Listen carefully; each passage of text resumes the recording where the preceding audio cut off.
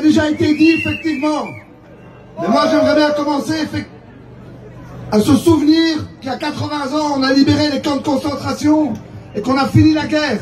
Et quand on a fini la guerre, on a dit d'une manière ou d'une autre qu'il y aurait de la justice. Regardez ce qui se passe aujourd'hui dans le monde, que ce soit à Gaza, au Congo, en Ukraine ou ailleurs.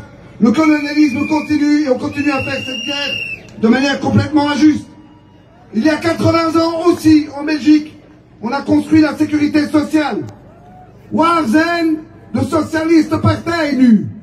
Achille Van Acker, un des constructeurs de la sécurité sociale.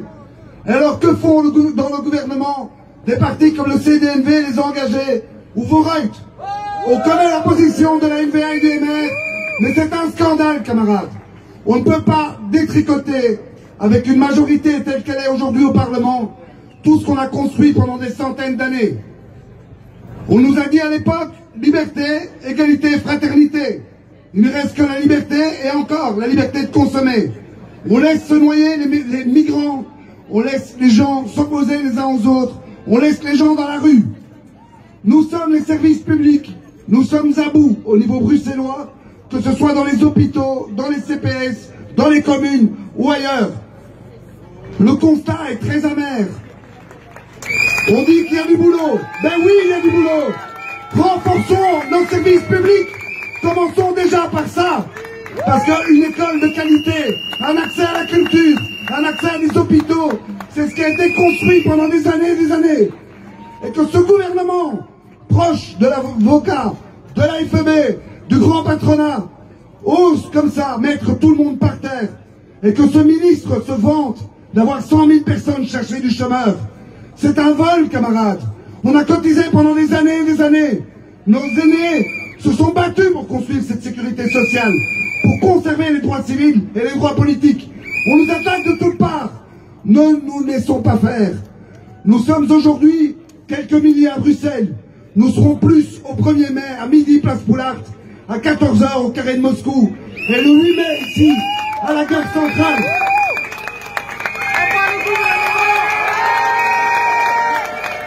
Négocier avec un tel gouvernement, alors qu'on attaque les pauvres, les migrants, les femmes, les travailleurs, qu'on nous oppose, négocier avec un tel gouvernement pour nous, services publics, ce n'est pas une option. La seule option possible, c'est de rappeler à ces partis qui se sont dits de gauche, qui ont fait miroiter un pouvoir d'achat, de tirer la prise et de faire comprendre à Doué et à Boucher que leurs propos racistes, sexistes, xénophobes, racisés et autres est insupportable. Non Pascaline, non à ces propos, non Pascaline, camarades. Alors je terminerai par deux éléments, ce que nous on demande, parce qu'on connaît les constats.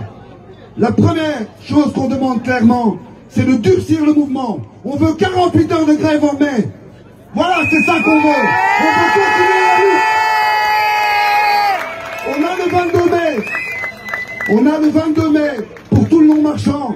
Soyons des milliers à Bruxelles et montre-leur exactement combien on est.